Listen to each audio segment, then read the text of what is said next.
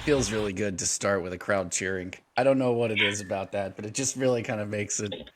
It helps me transition into whatever I was doing before to now it's time to focus it and stream and do this podcast. So good day. It is Monday, February the 5th. We are happy to be here, and we are happy to have all of you join us where we are. And we're going to start off, like we usually do, with some thanks to our top sponsors. And I think last week we had a really interesting call with someone about how we're moving forward with our business. And there's some behind the scenes shifts going on. And we're going to probably see those movements take place. It has been a lot to juggle being up here in Tallahassee with the lobbying and work, and then all of the changes and transitions and discovery days. And there's a lot. It's a lot. So we're thankful for all of you being with us on this very interesting and robust journey. And we're thankful for Brenda for stepping into technology as she's trying to step away from it. We love you for doing that. So, all right, cool. Oh, that's the wrong one. I would do that. I would do that. Well, good day. We're all here now. Crystal, Brenda, me, and I feel like I'm missing something. Am I missing something? Nope, I don't No. think Okay. so. All right. Good. Good. Then, so we have some really interesting stuff. Brenda has been trying to read me in on this conversation because um, it's been something she's been working on for a long time. And I feel so brand new to this particular part of the conversation. I know that we've been working on lobbying and HB 131 and 1403 and 7048 and all the different bills that we're tracking and following up and speaking for and meetings that we're trying to get with senators and representatives and the like. And there's still more to come on that. We'll keep you guys updated, and we'll constantly be piping stuff out for that. But little did you know there are things that Brenda has been constantly working on in the background as well. Brenda, go ahead and talk about it. Well, I want to talk a little bit about the FES-UA students and what's happened over the years as far as the funding piece. Okay. In 2013, Andy Gardiner, who was Senate president, created a pilot program. I had been after him for at least 7 years to do something for students with disabilities, because my feeling was that if we're going to help any students in the state of Florida, and we did have a scholarship in place in 1999 called the John McKay Scholarship for Students with Disabilities. But those students had to attend a private school, a brick and mortar private school, with direct and regular contact with their instructor at the school's physical location. And so that eliminated students with that were being home educated. And my concern and from experience realized that students with disabilities often do so much better at home. And they don't have the distractions of a classroom. They have one-on-one attention. And it's just so much better for them at home. So I began to drip on then Representative Gardiner, who then later became the Senate president. And when he was the Senate president, in 2013, he created that pilot program, and there were a few students in it, maybe 100 students. But it worked so well that the next year they created the Gardiner Scholarship, which many families were able to get into.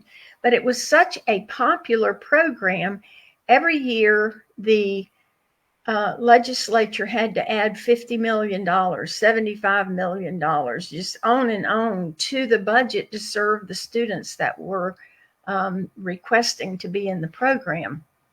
And so at that point, and this is significant to today's discussion, At that point, for funding purposes, they just picked an amount of money to give to those students. And Okay. it was based on what we call the matrix system. So there are 5 matrix levels developed with very extensive review processes and all sorts of different areas of education Okay. that checklist. And when you check off all the boxes, you add up the scores, and that determines what the child's matrix level is. So without going through a matrix or requiring home educated students to get a matrix from a public school, the legislature just picked the middle one, which was a level 3 matrix. So And how were they able to get a matrix? They had to go to a public school to get yes, a matrix? yes. Okay. And in order to get this public school to do the matrix, there's something called response to intervention, RTI, which was Okay. changed back in the early 2000s with the federal government. So a child physically had to sit in a seat in a public school long enough for them to do a preliminary recommendation that the teacher implemented. So if a child had visually impairment, they may put them at the front of the classroom, and that might Okay. solve the problem for the child.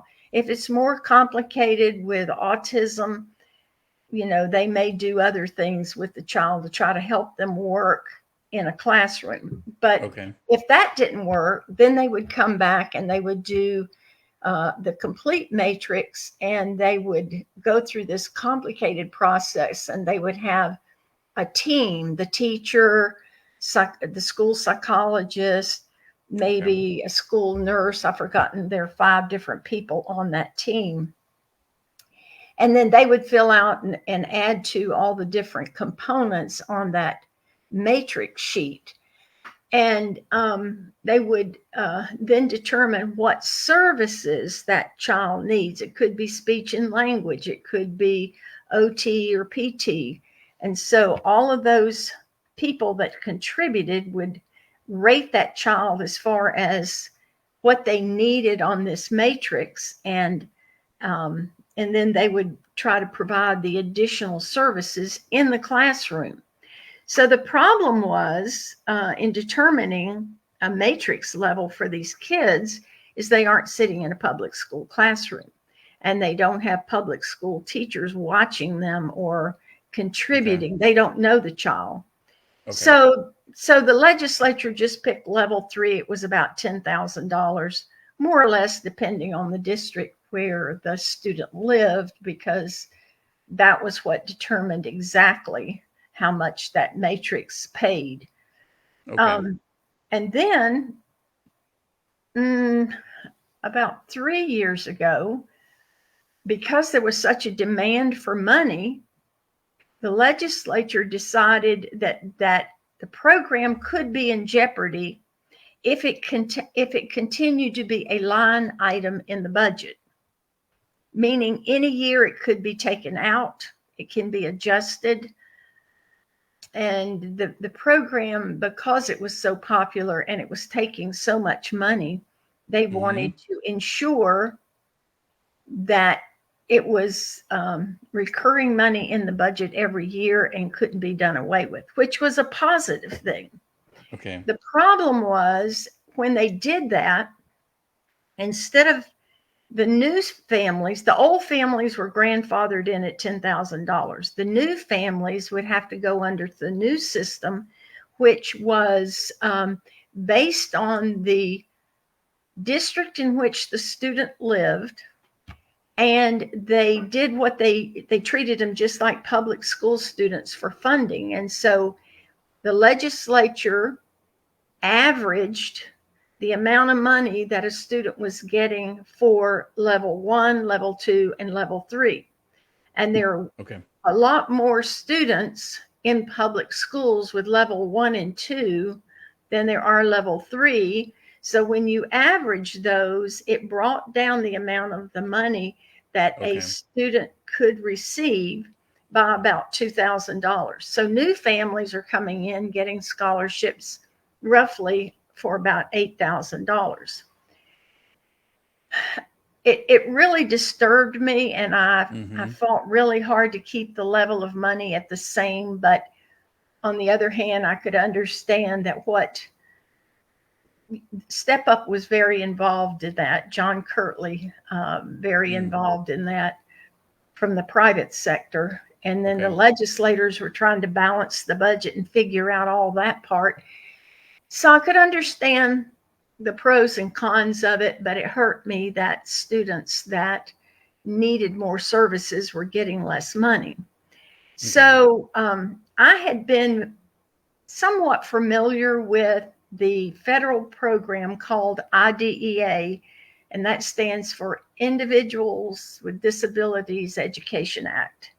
Okay. The federal law brings money down from the federal government to the states, and then the state takes that federal money, that federal law, and they have to implement it at the state level, which requires them to write rules in the state. So the departments then do this complicated, long drawn out rule writing process where everybody gets an input, then they tweak it based on what input they get, and eventually they take a rule to the State Board of Education and adopt the rule. Okay. So because I was lobbying for private schools back in, probably I started lobbying around 2002, maybe 2000, I understood the issues that they had with students with disabilities. I didn't fully understand all of IDEA because it's very complicated. But I had enough to understand what was happening in all of their issues. Okay. So I still have continued to try to find a way to get more funding for students who need more services. But the problem was, how do you overcome the requirement of them sitting in a public school classroom, disrupt the education of the child long enough for them to get what we call an IEP? That stands for Individual Education Plan.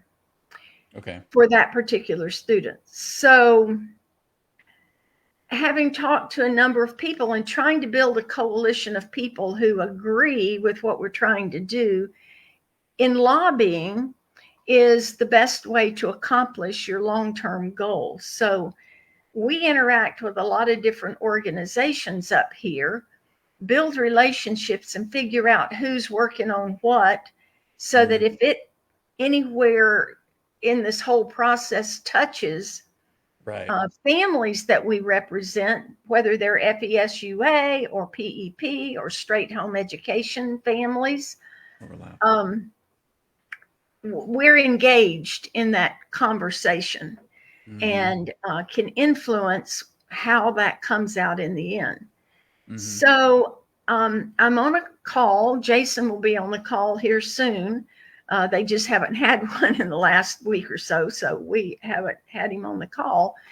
But it's a group primarily of private school associations, people who work with private school with different schools like the Catholic Conference, the Jewish Conference, Seventh-day Adventist. There are all these different heads of these associations. Some of them are just people that run private schools, but it's about 30 people on this weekly call to discuss issues that affect us all and that discuss the legislation as it's going through. And then we work with them in trying to figure out, can you help us in this area? What's going on here?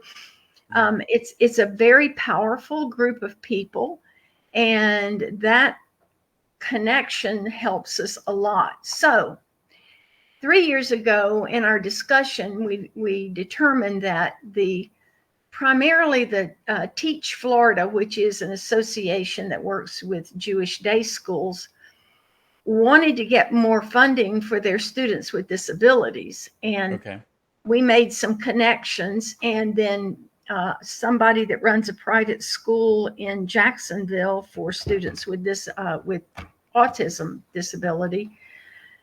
The three of us worked pretty hard on trying to come up with some language. We made several attempts on writing legislative language that we thought would fit our needs. Then we would run it by the legislative staff and by the Department of Education, and they'd come back and say, no, we don't like this one. So then we go back to the drawing board and we'd write different wording. Well, I'm familiar with that part. Yeah. About I've been We've had a little practice in that so far. Yeah. So finally, we came down to two different things, and I submitted the language that I thought would work best because I was the one working on it. And we were able to get approval from the DOE and with the legislature to add to the part in the FES-UA for parents of a student with a disability who does not have an IEP in accordance with this paragraph and seeks a reevaluation existing IEP. They may request from the district. So this is in section 7 under the FES-UA, and it's the district school obligations. So it goes through some of that language, and at the end of it, I was able to get this to say, the school district is authorized to use evaluation reports and plans of care developed by the licensed professionals under the ones that are approved for services under FES-UA to complete the matrix of services. Okay. So that was a win. Yeah, so that takes the responsibility outside of the public school system and allows it to be leveraged in other places that can quite perhaps be more customized, more comprehensive. Well, instead of having to use people in the public school system who sit on this IEP team to develop the matrix for the students, they can take a licensed psychologist who's working with the child and take that child's report. In one instance, we haven't had a lot of people try to use this, but we were able with one child to convince the district to use the ABA therapist report on the student in lieu of a teacher who would be in the public school. No teacher in the public school knew this child, but the ABA therapist was writing weekly reports on how this therapy worked and how they needed to tweak it, etc. So they took it, and that child went from a level 3 matrix to a level 4 matrix, which increased the amount of money they were getting for their scholarship by $10,000. So, wow. So that is very significant. Wow. Very significant. Huge. Yeah. So this small change in the statutes removed the need for a homeschooling child, for example, to go sit in a public school long enough for a teacher to say, hey, we need to create a plan for this student. They were able to use the professionals they're already working with and submit those to the school district to have their matrix created instead. Right. Is that correct? Okay. Yeah. And of course, there's a tug of war here over money. Yes. Always over money or power or control. Those are the three main things. Yeah. The school district doesn't want to write a higher IEP because the money is coming out of their budget. Which is what happened when they changed it over to the FES-UA instead of a line item in the budget. Now it comes out of the school district budget. So it was a good thing and a bad thing. So anyway, I have continued to work with some people with Teach Florida, and they work with Jewish day schools. They are very interested in this. The Catholic Conference is very interested, but it's been primarily the Jewish day schools that have pushed this. And Interesting. the Malcolm, I'm not sure I'm going to get her name right, not Rhodes, I think that's how you pronounce her name, is the director of government programs with Teach Florida. And they hired, and we started working last year with this person whose name's Ariella Hellman. She's the senior vice president of advocacy of ADAD, and that stands for Attainment, Differentiate, Advance, and Collaborate. So it's ADAC, not D. I mistyped. Okay. ADAC. They're a national organization that's dedicated to assisting schools with private schools leveraging their rightful share of federal funds to support the neediest of students. They have worked with, I believe it was Massachusetts, and actually sued on behalf of the schools there. Ooh. and won their suit. So they're very familiar with all of this complicated legislation surrounding students with disability at the national level and then implementing it at the state level.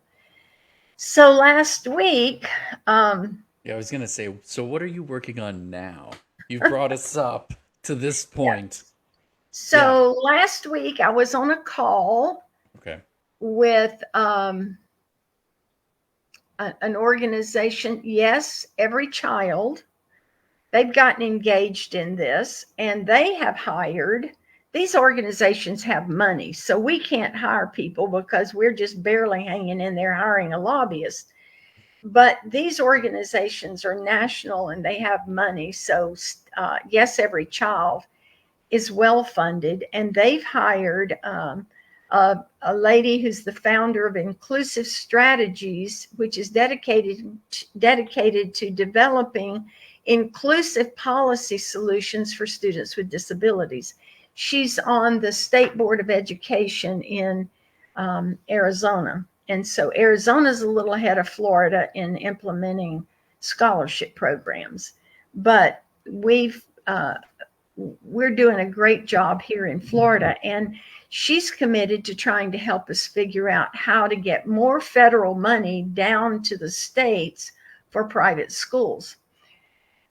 There's another complication here, is the way the federal law is written. It's for private schools to get a proportionate share of the money, which is supposed to come to each state for the use in private schools. The problem is Florida's not doing their job. So there's a component in that that's called Child Fund, and Florida is supposed to be identifying every child in the state of Florida that has the need for services. Well, they're not. So we're not pulling down that pocket of money that we should be pulling down, which then would give the schools their proportionate share of the federal money. So Malka has been working with a few of the school districts in trying to help them understand they need to do a better job of identifying the students with needs. And those would be kids from birth through 5. And they do early steps, I think, is the program for the young children up through age 4. And then there's a gap. It may be through age 4. And then there's a gap because there's a provision in this 1403 that would cover that gap, that one of our friends that we've been working with has worked on for about 3 years to try to get that issue solved. So does this connect back to what you were saying earlier about the level 3, where they just picked that one, and so the way that they're also doing it is they're just how are they reporting, I guess, the need or the numbers now to get what they're getting? Obviously, they're not using this correctly, so that's what we want them to do. Yeah, So well, we can the more proportionate. money they can pull down from the federal government, the Right, more money they can disperse right. as the proportionate share to private school. The problem is the way Florida defines home education is not a private Oh, school. So even if they get the money pulled down, we've got to find a way, and it could be a change in the rules, which is a massive project to get home education students who are parentally placed. And that's the terminology used in mm-hmm. IDEA, the federal law. They are parentally placed. So, because they placed them in the scholarship at home. But we have to Right, get some new definitions, and we have to make sure that that terminology, parentally placed, includes home education students. right. The Okay. long range goal, as we started off saying, is to get more money for more children who have more needs uh, for the FES-UA. But Got you. we've been working on this Okay. 10 or more years. We finally got some professionals in place that are very knowledgeable about both the state issues and the federal issues that we think might Hmm. be able to help us work through some of these issues that we're facing. Interesting. So we don't Very tell interesting. everybody all the things that we're doing.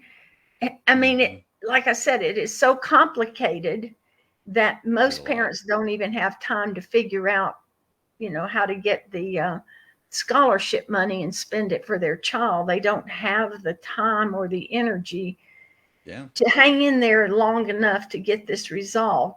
Their child may be graduated from high school by the time, Right. they can get it done. So, And like you said, once they put it in as a line item in the school district budget, now they're caught in a tug of war between we don't want the money going over there, we want the money staying over here, and all of those. And so they that might not their even realize they're up against that tug of war. They're so just their caught in the middle. tendency would be to give them a lower matrix than Hmm. what the child actually needs, and those numbers can be adjusted in such a way that, like one number could put you in a level 3 matrix or a level 4 matrix, which means a lot of money different, a lot of And a difference in lot the of money. care provided difference. Like it can make the world in difference. The 3 to 4 that you talked about with the other child was like $10,000 difference. That's huge. Yeah. That's huge. But Would here's the other problem. This language passed last year, mhm. and DOE is supposed to take this language and write a technical assistance paper that they send out to the school districts telling them how to use this language, Good Lord. which then basically gives the school district the permission to use the private professionals. However, DOE has not sent it out. Yeah, The I'm not Bureau of surprised. Exceptional Education over there has had 3 turnovers in leadership since last year. Wow. I didn't know that. So, we're trying to work with them. If they sent out the letter to explain how the districts are supposed to use this language that we got in HB1 last year, we maybe have more districts doing what we were able to do for one child.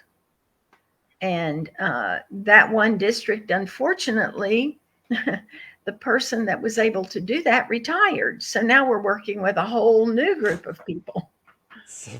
That's awesome. That's yeah. There's so much turnover and turmoil. Man, So that's what we're doing, which people who have the FES-UA have no idea how complex this is. They just see their piece of it. And we have those children at heart. We have a mm, huge concern to get as much help for those students as possible. yeah. But it's just, I said to you one time, the wheels of government are oiled with epoxy. Epoxy, yeah. And that's kind of what we're Yeah. dealing with: turnover, struggles over money, all It's those things. Yes, it's my and people's careers. Like someone will hold off making a decision on something because they want to take credit for the decision and having to convince and try to help push through to do the right things. It's like, oh, we'll do the right thing, but when I can take credit for it, it's like, wow, there's Well, just so the, many. the credit part is one aspect. The other is they're at the end of their career and they don't want to deal with a complicated issue, so they'll shove it off till the next year. Also So that. Yeah, anyway, and it's mind-boggling because I look at it new, fresh, stepping in, and I see I mean, what we're working on with 1403 and the language for equipment as instructional materials. There are fixes. There are fixes to these, and there are things that the words matter so much, and on a federal level, not knowing how other states are categorizing home education as private school in some instances, and so then counting them that way and getting the funding pulled through because they're parentally placed, and there's just so many things to balance. um Speak to what your goals are with this. Just state it clearly. my goal is to create a pathway for parents who have children with disabilities who are getting the FES-UA scholarship Hmm. to be able to get an accurate IEP for their students, which would determine the matrix that child is assigned for Hmm. funding purposes. And So without that, having to use the school to do it. right, without having to take them into the public school to get an IEP. Okay. Yeah. That's why we have a couple of questions. So they're PEP questions. Honestly, one of them says, "Has there been any updates on the portion of PEP? I may have already missed it. Um, we didn't really talk about PEP today, so no, there hasn't been updates on the portions for PEP. Those have kind of been set in HB1 how it was going to be launched and then increase each time. So that's nothing. None of that has changed as far as we know. That's all I stayed think the they're same. probably asking updates on what's going on with the language for PEP. I think is probably what they're asking. Oh. But Oh, the answer to that is that the bill is sort of we'll update sitting. that. It's been referred to a committee, but no date has been set for the next committee meetings that we. Hmm. So we're watching, and we'll update everybody when we know more.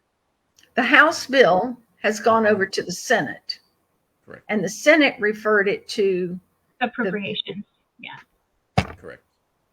And so then after that, it's either going to go in and be accepted or hopefully get vetoed. But we'll keep everybody updated. They haven't set, the Appropriations Committee hasn't set the date for their next meeting yet. So that's all we know so far is that it's sitting there waiting. Hmm. And then someone asked a question from people that are coming in is, do PEP test scores need to be sent somewhere before they reapply for PEP? Yeah, they have to be submitted to the SFO, but the SFOs, at least Step Up, and I'm assuming AAA is the same. They have not announced a date yet for I that haven't seen when they need that. to be submitted. Yeah. Step Up is telling everybody that they're going to have more information within the next month or so about the deadlines for that. I think they're waiting to get confirmation from the DOE on like the timeline for everything. So Yeah, and the dates that are in the proposed bill right now are not in current legislation, so you're not really held to any of those dates yet. So I'm not saying I wouldn't worry about it, but the SFOs will communicate out what that needs to be. Correct me if I'm wrong, but it Mhm. seems to me that if 1403 does go through, they would have to have the test scores turned in by August 1st. But that doesn't really seem right. It might be sooner than that because they've got to reapply Right. before Well, that. I think August 1st is the date it has for the SFOs to submit the scores to the university. Okay. But Mm-hmm. we've been told that the scores have to be submitted to the SFOs to qualify for applying, like, for renewal. So whatever the renewal date is that's going in, it would have to be before that, like when the deadline for renewing is. But if I've got so many different dates running around in my head, I could have this wrong. I have to go back. But it seems like for renewal students, they have to apply prior to, was it May 31st? And we were trying to get them to move it out to a later date. But I can see why they would want it in by May 31st so they can collect them all and then get them to the university where they're supposed to have them by August 1st. If this passes, would that, the May 31st deadline, because HB 1403 wouldn't go into effect until July 1st, right? So would that affect the deadline for this school year or just next school year? No, it would be whatever Step Up or AAA sets as the date. Okay. Yeah, I think that it states in there that it's the 2020. It's either 2025. Yeah. Right. So yeah, just keep an eye from, if you're with Step Up, watch for emails from them. If you're with AAA, watch for communication from them. They should be letting people know soon what the deadline for that is. So someone asked, Tiana asked, would a UA student be required to have an IEP? IEP? Mm-hmm. They're not required to have one, but they're going to be treated as a level 3 matrix. And they are, that amount of money is going to be roughly $8,000. Got you. So if you feel like your child would, if they had a matrix, it would be higher than that, then it would benefit you to try to get a higher matrix for them so that you could have that additional funding. To get into the program, you have to have a diagnosis by a professional or have an IEP, and I think that is a licensed psychologist or psychiatrist. Okay. I'll have to look it up. Some of these details, I work really hard during session to get them the way we want them, and then I kind of flush them and move on to the next issue. So some of the details are a little questionable. I try really hard to keep them all in my head, but before I give anybody this is the way it is, I go back and look at the law to refresh my memory. Yeah, no doubt.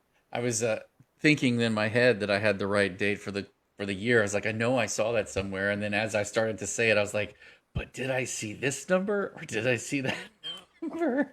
Right. Like, I don't really want to say that out loud until I have it in front of me. Okay, it says in here they have to have an IEP written from another state or has received the diagnosis of disability from a physician, and they're licensed under a certain provision in this in the statute. A psychologist or psychologist. It doesn't say psychiatrist. Mm-hmm. So Sabrina asks, I'm 7 minutes behind in the feed. If my student is given a diagnosis that qualifies him for UA, who determines in which tier he belongs? As Step Up for Students? Does Step Up for Students determine that? The SFOs? If it isn't an IEP and you get a diagnosis from a licensed physician or psychologist, it's going to be a level 3. Yeah, and to recap, that was because that's like the average. So they decided in the absence of an IEP to just go with the average middle tier for that student. And the money is based on the average of a level 1, 2, or 3. Okay. And the IEP is the only thing that can determine that matrix level? Yes. Okay. So the IEP determines the matrix level, but in order to qualify, you can have you said psychologist or psychiatrist? Or it said physician or psychologist. Physician or Yes. psychologist. Okay. So a diagnosis will just get you automatically assigned a level 3 matrix. If you feel like your student should be on a different matrix, you would have to go through the school district and get an IEP. But because of the language that Brenda got added, you no longer have to actually have your child sit in a classroom long enough for a teacher to kind of start that process. You can take records from, if you've been working with a psychologist or something, you can take that to the school district and have them use that to create a matrix.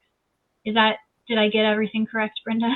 You did a very good job of that. It's like if you have psychologist records from a private professional, it can substitute for the school psychiatrist, psychologist. So, or if you have an ABA therapist that's working with your autistic child, that can substitute for the teacher that's on that committee. So those records could be used in place of the school people. Yeah, so it's still the district creating your matrix though, but they no longer have to require your child to sit in the classroom and have the team of school employees essentially observe them. Yeah. Yes. So the follow-up question was along the lines of what you just answered, so I'm just going to consider it answered. So okay. That's good. That's good. Okay. Yeah, I don't have any other questions that are coming in, so we can wrap up early and get prepared for our phone call. It's coming up at 1. Good. I will say if you're curious about what's happening with HB 1403 or SB 7048, which are pretty much identical bills, they are, we'll be watching those committee dates and we'll put out updates if there's a call to action or if there's new information. We'll keep everybody informed. So keep an eye on the forum and the Facebook page. And depending on how it gets through appropriations, there will be a call to action. So definitely stay tuned for that. Brenda, we had a question that came in through email, but not through this, about HB 131, which was going to move the age requirement from 16 to 18 for a mandatory attendance. We were asked if we were watching that bill closely and different things like that. It was a bill that was introduced by, I believe, Representative Chambliss. Do you want to talk about that a little bit briefly as to why we started to kind of watch it, and then we're like, oh, okay, well, it's not, or maybe I'll just speak to it, I guess, whatever. You just speak to it. Yeah, we started to keep our eye on that bill because it is stuff like that is important. But it is not treated favorably right now in any of the committees. It was heard January 9th and then referred to committees and not heard after that. So it's pretty much been killed by being referred to the committees and not being heard. Meanwhile, their focus is on other bills getting pushed through. And I think from what Brenda was saying, that happens often with bills. There's another bill that repeals the stand your ground doctrine on self-defense. And that one is not seeing the light of day, thank goodness. But there's a lot of other bills that are being treated this way. So, well, there are a few clues that people can look at the bill's references and figure out whether they want that bill to pass or not. Because if it's referred to 4 or 5 committees, that means chances are it's not going to make it through the process. Mm-hmm. And then the other thing is, and let me just clarify one thing that you said. Okay. When it says you gave the January 9th date, that was the date the bill was filed. Mm-hmm. It's the first reading of the bill, and everything. They don't read the bill, actually. It just goes on the calendar. And then the process is what people need to watch is once it goes through those committees, you need to watch the companion bills on the Senate side. And that will be listed as well when you go to a House bill or a Senate bill, it will list the related bills. So you can watch those bills and see if they're moving. And if they're not moving, chances are that bill is not going to see the light of day. Right. And you know, this late in the process, if a bill hasn't been heard in a committee, it's dead on arrival. Mm-hmm. Yeah. So can we give a shout out to the one man who voted no? Like, are we allowed to do that? Yeah, so hold on, just recap for context. So HB 1403 passed the House. Like it went to the House floor and it was voted on. Yes. And it was 109 yeses and 1 no. And 1 no. Yes. So it passed, but go ahead. Yeah, so despite our arguing and despite people nodding in agreement behind closed doors that, oh, this language is problematic, they just pushed it on through. And one person voted his conscience. His name is Mike Beltran. So if he is one of your representatives, and his district map is 70, so that's parts of Hillsborough and Manatee, give him a shout, pat him on the back, let him know let him know you love what he did, at least. That you saw and heard his no. The truth of the matter is, this is a leadership bill. Yes. And even though there were other people that most likely, if it was just another member's bill, would have voted no on the bill, because they knew it was going to pass, and it would hurt the other bills that they have, trying to work them through the process. It's very hard to vote no against the leadership bill. Because there's some other really good representatives over there. We don't want to throw them under the bus, because there's a lot of stuff that goes on in the political arena that is very disturbing, to say the least, because their hands are tied in a lot of instances. The one good thing is, in Florida, we have single subject bills. In DC, and I'm just giving you a little bit of information, in DC, they don't have that rule. And so they could have like the garbage can of issues in one bill. And so how is a congressman supposed to vote? They got their stuff in that bill, but somebody else put in some horrible stuff. Right. So you don't know whether they supported or didn't support a bill based on their vote. And that's really unfortunate. Very unfortunate. But in Florida, we have single subject bills, which is good. We just have a ton of them. Yeah. Well, thank you guys all for being here on the stream. Thank you for listening so attentively and being here. We have 33, it looks like, beautiful people still here with us. We're going to bring this call to a close because we do have to hop on another one. If you found stuff in this video helpful, please share it wherever you can and will. I do load them up to YouTube after this, so they'll stay on Facebook where they're shareable. They'll also go to YouTube where they're shareable. The forums, make sure to use them. Stay tuned to the forums and the Facebook page for, like Crystal said, some of the call to action announcements that will be coming out as soon as 1403 is heard in appropriations. We got a bunch of thank yous coming in. Thank you guys. We appreciate y'all being with us. Anything before we go, Crystal or Brenda? I don't think so. Okay. Well, without further ado then, I'm going to roll that wonderful exit music and we will call it a day. Yes.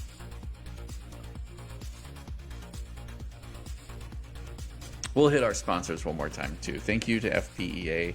Big shout out to them. Looking forward to the convention. There's going to be a lot going on there as well. Y'all have a happy Monday.